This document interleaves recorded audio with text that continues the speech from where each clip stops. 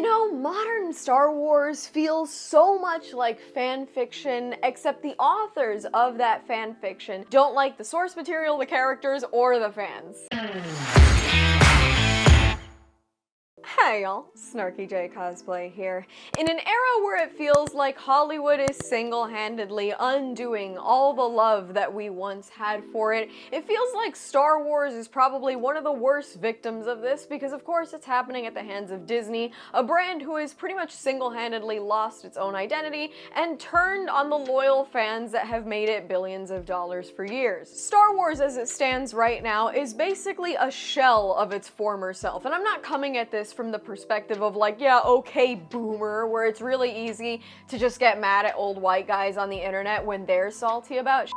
But really, I'm a relatively new fan because I got into it, 10, 15 years ago. It's not like I was there in 1977 when it was first released, but as somebody who got in and loved the original trilogy and had my thoughts about the prequels but had some affection for it, and then saw the sequel trilogy as it was released, and projects like the Book of Boba Fett and The Acolyte and Obi-Wan Kenobi, the show. I mean, I've seen the brand do this complete 180 from what it used to be and from what it should have stayed for years.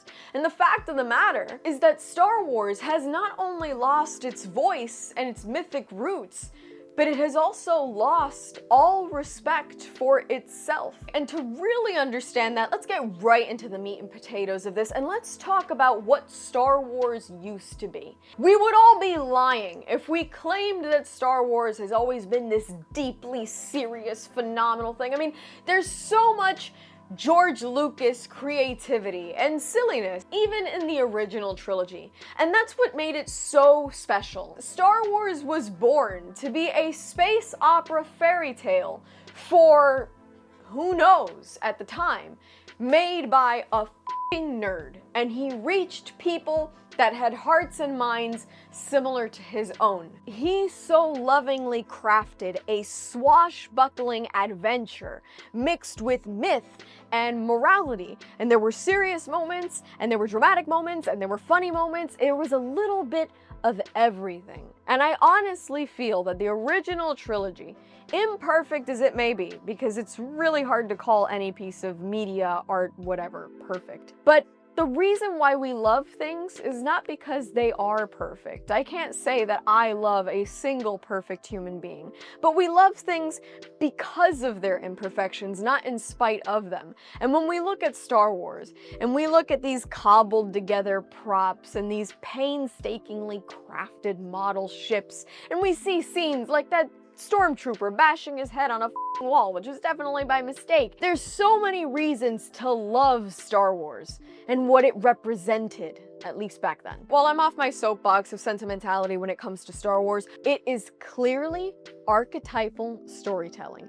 It is run-of-the-mill, well-executed hero's journey, the reluctant farm boy from the middle of nowhere that nobody expected to turn into anything, basically becomes the chosen one, saves the galaxy with the help of his friends, swashbuckling smuggler, and the princess who's an absolute badass. We have not one but two wise mentors in the form of Obi-Wan Kenobi and of course Master Yoda, and then we also have the terrifying larger-than-life villain, both in Darth Vader and in Emperor Palpatine, and we also have just a ton of extra characters that really build the world, build the mythos of the world, and make us feel like we're all encompassed in a story that's been going on for years and we've just latched on to this moment.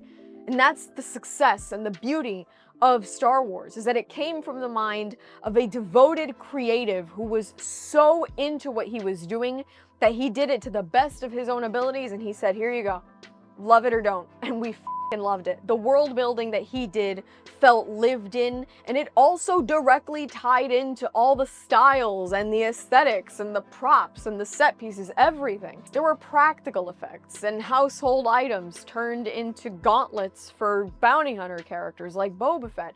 It's not over-designed, it feels real. And today, of course, we know that it all went wrong the minute Disney put its Mickey Mouse gloved little mitts all over our beloved Star Wars.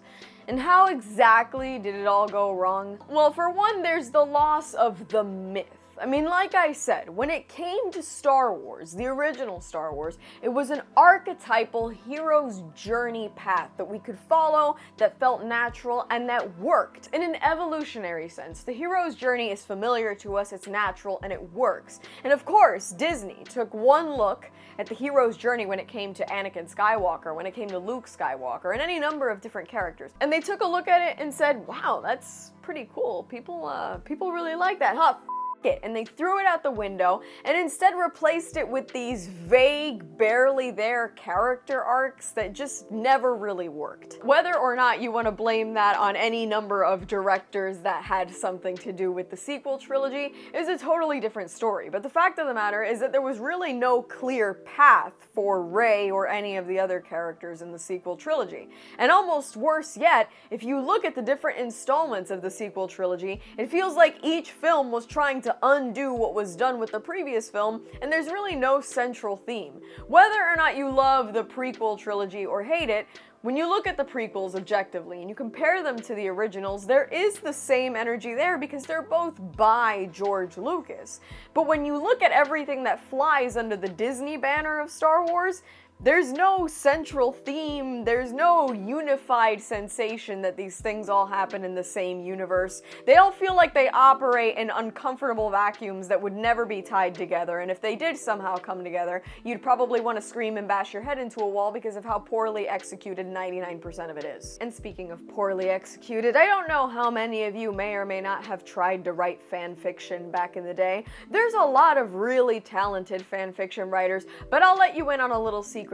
I was not one of them, so I know what poorly written fanfiction looks like, and that's exactly what I think Disney Star Wars is. Disney Star Wars never just exists with the feeling of like, yep, this is Star Wars. No, they want you to constantly remind them and remind yourself that it's Star Wars, and that's why so much of it is like nostalgia-driven, cameo bait with callbacks to random shit that doesn't feel earned. There are tons of name drops without substance. There are all these random little like, remember that moments that just don't work for them. And one of their worst mistakes is that they literally did away with the mythos and mystery of Star Wars. There were a lot of things that worked because we didn't know all that much about them. In my opinion, giving Boba Fett as much background as they did in the prequel trilogy kind of dumbed down his coolness, but he was still intimidating, especially because we knew Jango Fett was a certified badass, even if he did end up losing his head a little bit at the end there, but still.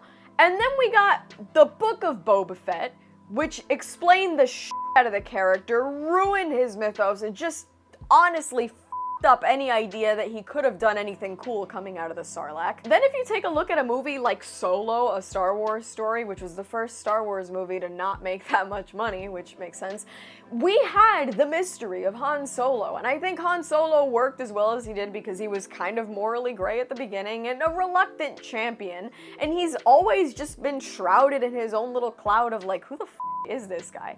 But no, then they went out of their way to explain how he got the last name Solo. And we look at somebody like Luke Skywalker. Luke Skywalker had his little mood swings in the original trilogy, and then they went on to paint him like an exhausted psychopath who tried to kill his nephew and then gave up on the Force and Star Wars entirely. And that of course leads me to my other point, that they consistently write characters out of character. I have really beaten the dead horse of them ruining Luke Skywalker, so I really don't need to get into it. You guys already know what they did to Luke, but the point is we had a symbol of hope and they turned him into a grumpy old man who was useless and doomed to die. They turned Boba Fett from a feared bounty hunter into a guy that enjoys frequent back-to-tank naps, listens to his assistant, I guess, gets his ass kicked by Wookiees, and basically sends out teenagers on scooters to do his dirty work. Obi-Wan Kenobi went from legendary Jedi Master to bumbling fool struggling to babysit a 10-year-old. And then of course, all develops this identity crisis where Star Wars doesn't know what it is anymore because it really has nothing to do with what it was. The sights of Star Wars aren't the same. Every time I see that scene of Luke Skywalker looking over the twin suns of Tatooine as the music swells in the background, that to me is inspiring and so Star Wars, and it's moving. And these days, we have these incredibly artificial sets established in a volume that just feel blech. Not to mention, frequently incredibly choppy editing and inconsistent writing that literally spans everything from their shows to their movies. And so we have to ask ourselves, right? Like, why does this happen? If these people supposedly love Star Wars so much that they want to keep the franchise alive, why does this feel like this? Well, the problem is that I don't think most of these people like Star Wars. I mean, we now live in a time where writers and directors of new Star Wars projects openly admit to not having watched the originals. And they say this like it's a good thing. I mean, does anybody remember The Acolyte, or did everybody manage to, like, Men in Black wipe their brains out from it? Because I haven't been able to stop thinking about The Acolyte. The Acolyte, the biggest stain on the tapestry of Star Wars, basically in history. I mean, we had writers that worked on The Acolyte that were like, yep, didn't watch the originals, and that's a good thing. Why? Why is it a good thing that they didn't watch the originals? Oh, so it doesn't feel like they're just doing meaningless callbacks. That's what you do anyway. I mean, if you don't watch the originals, you don't get the feeling, you don't get the sensation, you don't know the mythos, the history. You have to watch the originals to respect them and know enough to write something that's set in the same universe. How do you just ignore something that's literally like a bastion of pop culture and has been for like 50 years at this point? Not to mention that projects like The Acolyte like to do the whole, we're gonna go ahead and subvert your expectations. You thought you knew Star Wars. Guess again. Yeah, I thought I knew and liked Star Wars until you got your filthy little mitts on it. It's not about subverting expectations. It's about literally destroying the legacy and the mythos that was established before these people ever bought the franchise. And then in the age of the internet, where now we can all go like, yeah, this is ass. I'm gonna drop a review on it. I'm gonna make a YouTube video. I'm gonna start a forum. I'm gonna complain. I'm gonna voice my opinions. Now, instead of them listening and being like, man, maybe we should hire people who've seen the show, or maybe they've got a point. No, now it's just like, oh, you didn't like that? Is it by any chance because you're a racist, misogynistic, transphobic, woman-hating piece of shit? Is that why? I think that's why. Go f*** yourself. That's how they treat criticism from the fans. I'm aware that there are, like, some bad actors out there, but that's not what most of us are, and they're still willing to just go like, ah, f*** them. That's not how that works. And so the only solution is the people that are currently in charge of Star Wars need to take a minute and remember what Star Wars is and what it used to be. There was once pretty cohesive storytelling across media, and at the very least, within a trilogy. Like, how unheard of is it to actually have a plan to get from point A to point C over the course of 3 movies? Could we do that? Because that sounds like what George Lucas did, and that's definitely not what they did with the sequel trilogy. There also needs to be consistent tone across these films, surprisingly enough. But more than that, they need to respect what came before. Instead of trying to subvert expectations, instead of trying to throw the baby out with the bathwater, light the past on fire, burn it down, kill it if you have to. That's not the way to go, because we like the past. The past made billions of dollars. The past is the only reason why the franchise is relevant to this day, and why we're still holding on and still buying movie tickets and Disney Plus subscriptions, some people, in hopes that it might get better. There needs to be respect for the established character arcs. There needs to be practical world building, both in a literal physical sense and in a literary sense. They need to build the world, build the mythos, the same way that George Lucas did. And you can build different worlds within Star Wars, but they need to tie into that original world, and they need to feel representative of Star Wars as an identity overall. And when it comes to being practical in a literal sense, go back to doing some models. Go back to really getting creative with costume design. Do something cool.